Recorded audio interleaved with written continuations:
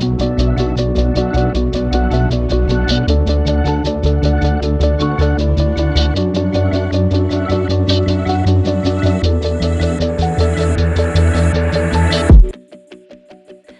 and welcome to Medical Advocacy. We are joined today with our Medical Advocacy Fellow, Becca Howard. I'm going to hand it over to Becca, and she is going to discuss a very interesting topic today called breast implant associated illness and ALCL, and we'll talk about what those are. We are joined by a special guest as well today, Dr. Effie Politis, who is a plastic and reconstructive surgeon in Tampa, Florida. All right, Becca, I'll hand it over to you. Thanks for joining us, Dr. Politis. So I hope you all were able to tune in for our first episode on the COVID vaccine booster. We are going to be talking about breast implants with something a little more specific. I said breast implant illness is a little bit controversial because there are some studies that support the data that it exists, and there are others that say, well, the evidence really isn't strong enough to support a relationship between getting breast implants and developing this illness, at least especially not a causal relationship.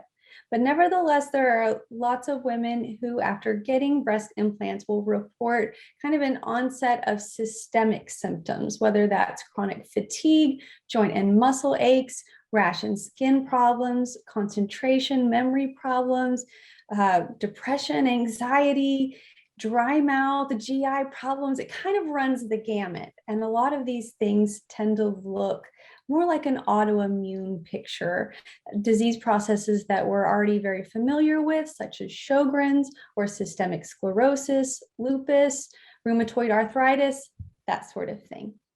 There are some theories on why breast implant illness may exist.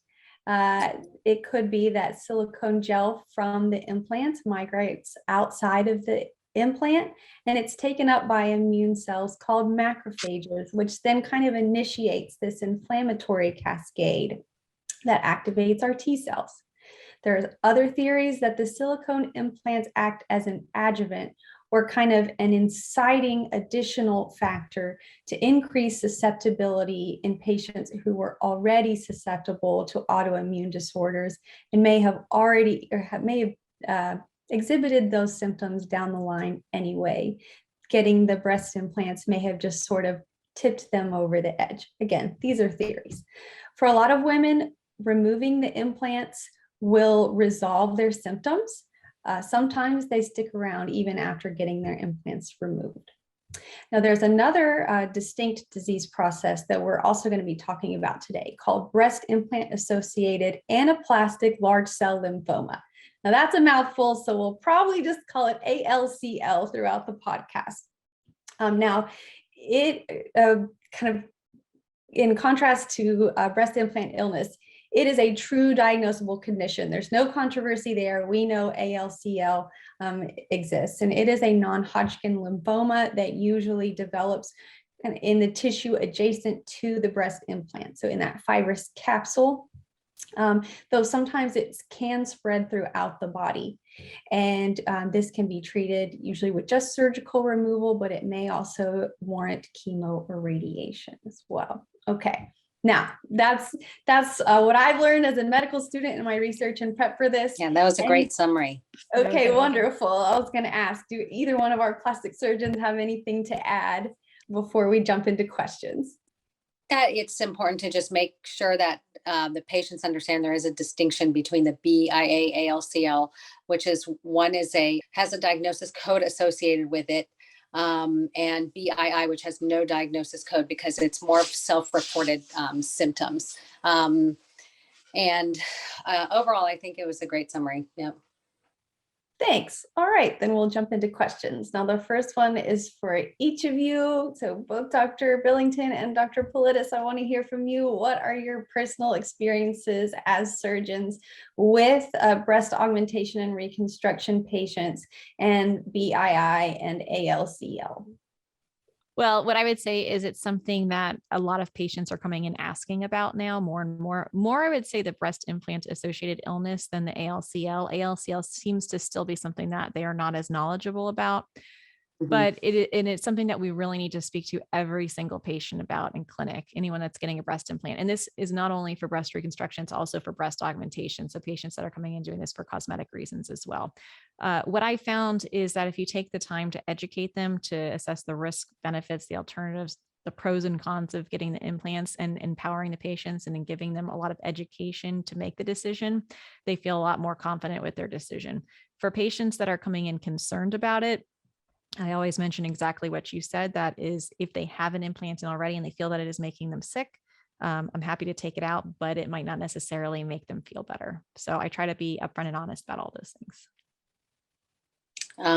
Yeah, I totally agree. So we've had a lot of guidance from our societies regarding our stance on and how to approach these patients. So I am seeing more and more come in. Again, more knowing a little bit more on the topic of breast implant illness, not very familiar with the BIA ALCL. I don't just hand the patients the forms. I certainly have a discussion with them, and I've been doing that since I opened my private practice. We do have the patient decision aids that we also go through with the patient, and just have that opportunity to have a discussion, educate the patients. I don't have that cohort of patients or following that come to me as a breast explantation specialist. I don't advertise that on my social media or my website. I think we are all explantation specialists. I don't try to, market upon the fears of the patients and try to capitalize on those fears. I see a lot of people doing that, and I find it like ethically wrong. So I think that we all, in our training, one of our arms of training is to understand breast implants and how to handle them. We all can safely explant implants. We can do some tissue rearrangements if needed. I think the patients need to understand that you don't need to be an explant specialist to be seen and to be educated on this topic. I will say my breast reconstruction patients are not as honestly, they're not as interested or aware of any of these topics. They just want, I think they want, first of all, to pursue disease-free survival. And then they are more interested in some sort of mound or, some sort of regaining some form in their chest area. And they don't seem to be as, and interesting enough, when I poll them, they don't seem, besides having issues with perhaps implant displacement, pain, or other topics related to the actual device, I don't think they are in that cohort of patients complaining about the fatigue because of the implants. It's mostly because of their chemotherapy or adjuvant therapies. So when you're recommending implants for these patients with breast implant associated illness and ALCL in mind, what kinds of implants are you thinking about? Because I know there's a difference between smooth and textured implants. From what I know, there's an association with the BIA ALCL and a textured implants. But what about silicone versus saline, that sort of thing? Does that make a difference? So the evidence that we have seen has shown that it looks like overwhelmingly all of these implants are associated with textured implants. And there's been a few case reports where it's been questionable with smooth, but that is in the setting of perhaps a history of textured implants. And there may have been a couple where they weren't quite sure about the history of previous implants that have been in. So what I tell my patients is, you could be the extremely, extremely, extremely rare person that gets it from a smooth implant, but overwhelmingly we're seeing this with textured implants. And Effie, do you want to talk about silicone and saline and your thoughts on textured and non-textured? Yeah. When we're talking about, as you said, the ALCL, which is the one that has the diagnostic criteria, again, it's typically associated with a textured surface. But when we're talking about BII, it's actually associated more with smooth saline implants. And I think that's just because in the US, that's the type of implants we've been placing in people. So in terms of whether the implant is saline or silicone, I certainly have discussions with patients about, first of all, what the difference is. They're both implants, whether it be a saline or silicone filler, are in a silicone polymer shell, medical grade silicone shell. The issue with the silicone implants. Now we have more cohesive implants, but there is the probability that there could be some gel bleed or perhaps particulate matter that comes out of the shell and causes a either a biofilm or immune response. Whereas that unlikely, if there's any saline bleed or any saline that comes out of the shell, obviously your body would absorb it. So that's not as much of an issue. But certainly most of my patients, once I educate them and empower them, and they feel for themselves the difference between silicone and saline, they opt to go with a silicone filler just because of less mind-body dissociation, better gel to shell fill ratio, and more natural effect in them. I mean, do you have any other, is there any other counseling you provide for them, Dr. Yeah. Billington? So when I agree absolutely with what you say. You have to look at each patient individually, and I always show them the implants so they can feel it and kind of, understand what's going in their body. I would say for all my reconstructive patients, I say really you need to get silicone. It's going to be so much more palpable because it'll be very thin below the skin. For my breast augmentations, it's split. If I have someone that comes in and they have enough breast tissue, but they're looking for a little bit more volume and they're younger and they really don't want to have to worry about maintenance, sometimes actually getting a saline implant is nice because if it ruptures, they know. And what I found is some of these younger women are not going in and they weren't getting their MRIs, which now we can do ultrasounds, but they weren't paying for their MRIs, which are traditionally out of pocket. So it was kind of a nice way of knowing if the implant was ruptured, because if it's a water balloon, if it's saline, right away. If it's a silicone implant and you have a silent rupture, you don't know unless you get your imaging. So for me, my cosmetic patients, it's really patient dependent and having a conversation with them. A lot of them do prefer the feel of the silicone implant, so they'll go that way. But for all of the reconstruction patients, almost every single one I can think of, I do the silicone. So for patients who have had implants and feel like they are exhibiting some of these worrisome symptoms or have been diagnosed with anaplastic large cell lymphoma, what kind of options do we have for explantation like Dr. Politis talked about earlier? I think there are several different approaches, right, Dr. Billington? That's right. Yes, there are 5 different ways that you can look at the capsule. So I'll go through them real quick, and then I'll hand it over to Effie, and she kind of talk about how she approaches these patients. So the first way is a partial capsulectomy, where you remove a part of the capsule. Complete, where you remove the entire capsule. A complete intact, where you remove the capsule in its entirety with the implant inside it. And an en bloc resection, which is where you remove the capsule and the implant together with additionally some additional tissue surrounding it. So that's more for the cancer treatment. And then the 5th type is you actually don't do anything and you leave it alone. So those are sort of the ways to deal with it. And I'll hand it over to you, Effie, and you can kind of talk about what you do when you have a patient that comes into your clinic. Yes. So of course, the first thing I do is take a good thorough history that includes their medical history, reviewing notes from primary care imaging. A lot of them come with their diagnostic imaging. Can you guys hear me okay? Yes. Okay. So review their diagnostic imaging, any labs that they have. And I think it's really important for us to draw our own labs as well. That's something that Pat McGuire and Caroline Glixman, who are kind of leaders of the research portion of the Aesthetic Society, is studying BIA, ALCL, and BII. So we have to draw our own labs, including the regular ones, the CBC and metabolic panel, but also thyroid, a thyroid panel. I do some other labs, it's just on my standard sheets. I then, of course, do the physical exam to evaluate for any erythema, skin changes, nipple areolar changes, also to feel for capsular contracture, to see if the implants are above or below the muscle. Oftentimes, these patients don't have any idea. They're not really sure. The implants were placed a long time ago. Most of the time, they don't even know what they have.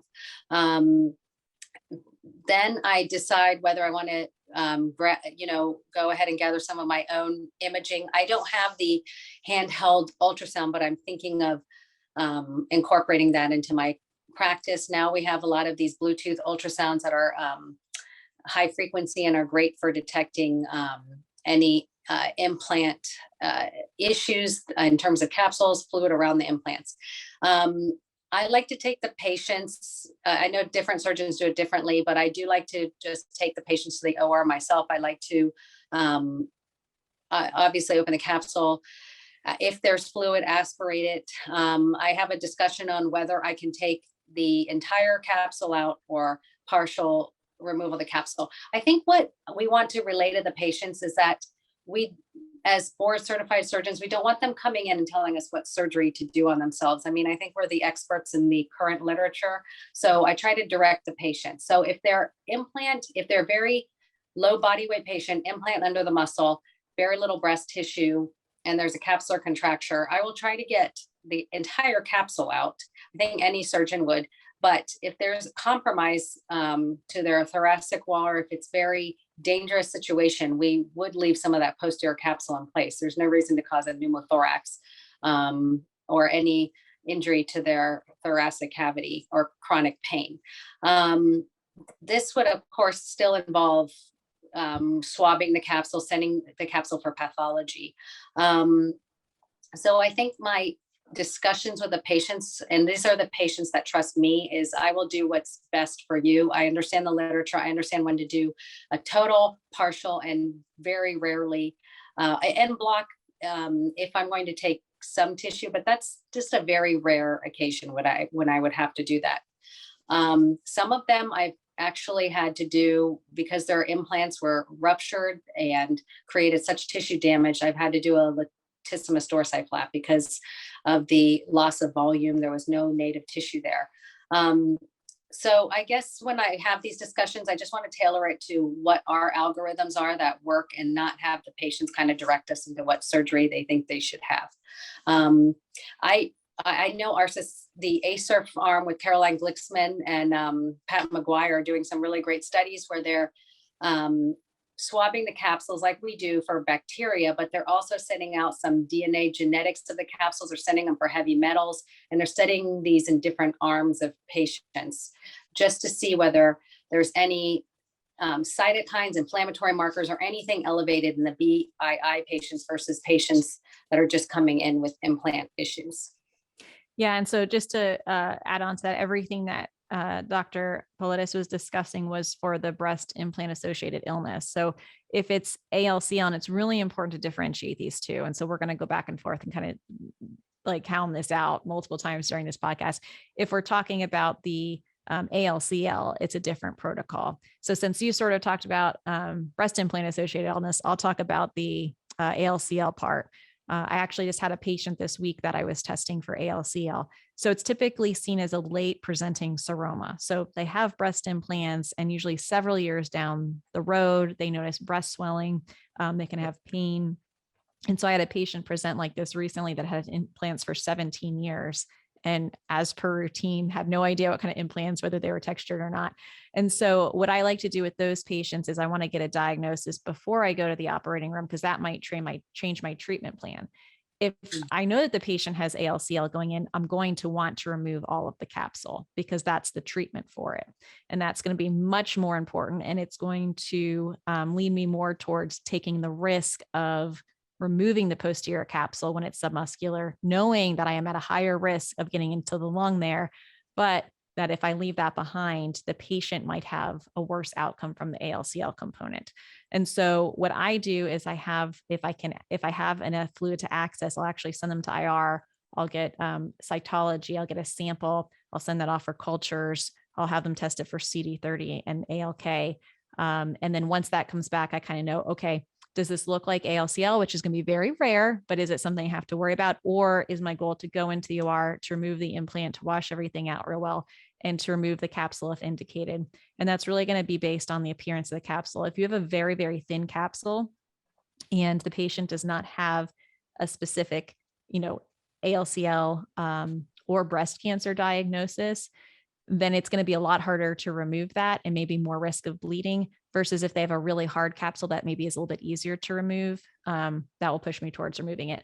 The other thing to keep in mind is sometimes even if you have that really hard capsule, if it's really socked down on the chest wall, or conversely, if it's really adherent to the dermis, if the skin is really thin, you can actually get some loss of the overlying skin envelope of the breast. You can get dimpling. So all of these things have to be taken into consideration, but there's definitely a line. If you have ALCL, and we'll also Mhm. add breast cancer in there, you're going to be doing the more aggressive surgery. If you have breast implant associated illness, that's a conversation with the patient. You look at the capsule, you see what's safe. But certainly I agree with Dr. Politis. I don't ever want anyone to come in and say you have to remove all the capsule, because sometimes it is really, really hard and really, really dangerous to remove all that capsule. But Dr. Effie, I'm really glad that you mentioned that patients are coming to you saying, hey, this is the kind of surgery that I want you to do, because it kind of leads me into the next set of questions that I have. A lot of my questions are more about patient education and trends of how patients are getting their information and what sort of misinformation can kind of propagate, especially with a topic like this. So when you have patients who are coming to you saying, hey, I have these symptoms and I want my implants out and I want an en-bloc capsulectomy, where do you think that your patients tend to get their information from about breast implant illness and or breast implant associated ALCL? Yeah, that's a great question. So that's mainly what I'm seeing more and more of in my practice, just because I'm in the community, not as much in an academic setting. So these patients, we've been polling them and we kind of keep a roster, and it's well reported they're getting the information off social media. So I've been trying to guide them in my own social media to alleviate some of their fears. It propagates. And there is a phenomenon called cyberchondria, and it's being studied by a female physician in Australia in conjunction with Bill Adams, who's one of our leading breast surgeons here in Texas. So basically, they are self-diagnosing themselves based on social media data, internet data. So the patients it's propagating. If they see other patients having symptoms, they think they have the symptoms. So it's an escalation of symptoms just through reading through other people's distorted understanding of, implant-based surgery. So we are working through this cyberchondria, because then they're developing somatic symptom disorder through that. So thinking that they have some of these physically distressing symptoms that are actually very uncommon. And so we're trying to separate out in our society the psychosocial implications of breast implant illness and trying to get some data. That's what these other ladies are doing through our research society regarding whether the implants and the capsules actually harbor any real biofilms, bacteria, inflammatory markers.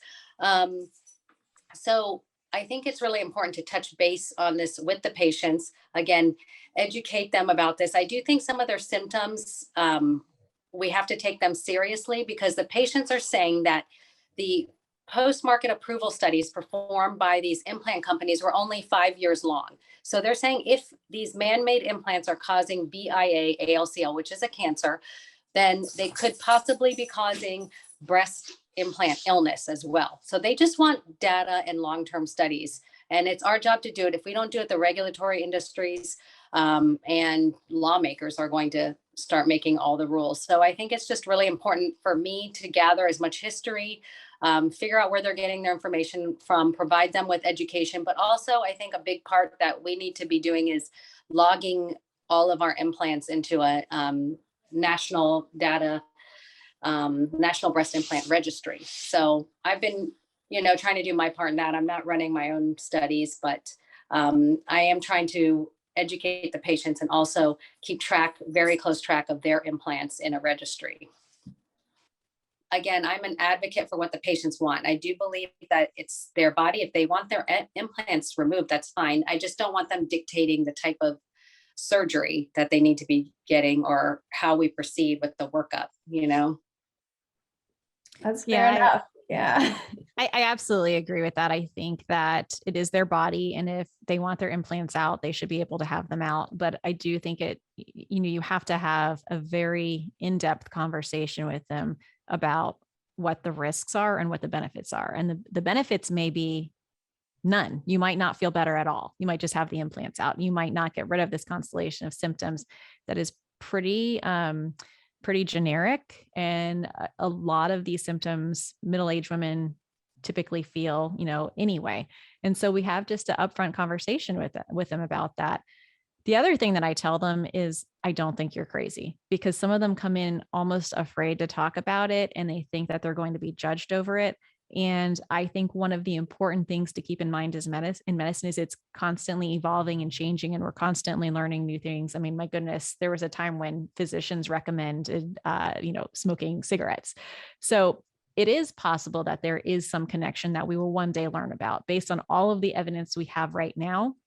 Yes. If I thought these implants were making, a huge majority of women sick, I would not use them. What I'm seeing is that, it is extremely rare for my patients to have any symptoms. Typically, I think out of all of the patients I've taken care of this year, I've had like a handful come in, and none of them were patients that I had put implants in. They were patients that were many years out. And some of them weren't even sure. They said, I read about this on Facebook. So I think there needs to be validation of what they're going through. These symptoms are real. And to them, it is really associated with their implants. But I have to tell them, it might not get better. The other thing is just talking about social media. What I really love is that Dr. Effie is very involved in medical advocacy. She's constantly putting things up on her social media account. And that's really important because she is not only an advocate, but she's also an expert. And so that's what makes a plastic surgeon different on social media, is they can actually say, well, we've read all the studies and here's what they showed. And that is a voice that really needs to be seen. There are a lot of very strong groups of women that really feel that their breast implants are making them sick, and they have a very large presence on social media. And I think that as physicians, it is our job also to get out there as experts to discuss some of these things, because sometimes information that gets out there isn't exactly correct and it can be very confusing. So I've seen a lot on Facebook. There are some very, very strong Facebook groups. And also TikTok is becoming a big place for misinformation, especially about breast implants. But like I said, validation of the patient, being open to learn and see where things go, studying it. We can't just say, oh, no, that's not what's happening. No, we need to study it. But, being realistic with the patient and talking about how we think that we can help them. But I guess what I wanted to really, hit home with is that, the implants are it's a medical device, but it's a foreign body in your body. So you do have to go to someone who is an expert in not only placing them, but will follow you for your lifetime, will educate you on the issues. And then again, we'll be able to answer some of these more complicated questions down the line. Yeah. And sort of tagging on to that, I think sort of the conversations that most plastic surgeons have been having for years with patients about implants aren't necessarily going to change over the next few years, because we follow the literature, we listen to what our patients are saying. We've already been addressing these things, but I think it's important to note that there is now an FDA black box warning that is going on to breast implants that is actually mandating that we now discuss with our patients that implants don't last forever, that a certain set of women may have some symptoms which they associate with their implants, and that for a very rare subset of women, they can develop a rare type of lymphoma. But these are conversations that we've all been having with every single patient that we put an implant into for years. But I think that this is another step towards giving some of these women, I think, validation that we hear you, that we appreciate what you're saying, we're listening. And so I think that that's important to note moving forward, that there is this black box warning. And that's just saying, hey, this is something that we need to discuss the risks and benefits of. It's not saying we shouldn't do it. It's just saying, let's make sure we're having a conversation. Correct. Yeah. When you mentioned that, trying to give your patient a handful of scientific articles is maybe not the best approach when you're trying to educate them. They may not have the medical literacy or the time to read all of those. It may not be appropriate, right, to point them in that direction. So for patients who are wanting more information and wanting to do more research, what avenues do you direct them towards? What kind of credible resources does the general public have access to that you like to recommend? So I have links on my website. So I tell them to go to those links there they're basically summarizations from the Aesthetic Society and ASPS on what we should, they're frequently asked questions. And I think those are fantastic. They're bullet point questions on what to expect. They give you answers on how to proceed if you think you have these, what the generalized answers are. So those are on my Instagram links and bio, and also on my website. I also have some papers. I don't know if they're interested in some of those papers. Yeah, hopefully we can include those links in our description of this video when we post it. That way listeners can check those resources out. So thanks for telling us about those. I think I just have one final question. We talked some about how we don't have enough data yet, especially for breast implant illness that does not have its own diagnostic code yet. Maybe it will, maybe it won't. We need more information, is what Dr. Effie's been telling us. So do you think it's just that we don't have the volume of information that we need, or we don't have the right kinds yet? Is there, when you read through these studies, are you like, man, this is just really missing something? Yes, Well, I'm definitely not. What were you saying? I was going to say, I think especially for ALCL, when it first came out, it was so extremely rare that figuring out the incidence and prevalence was really hard, because we didn't even know that it was a disease process for a long time.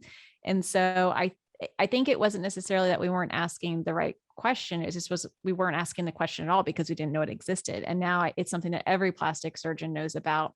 And so it's, whenever someone comes in with a late presenting seroma, it should be in the back of your mind thinking about that.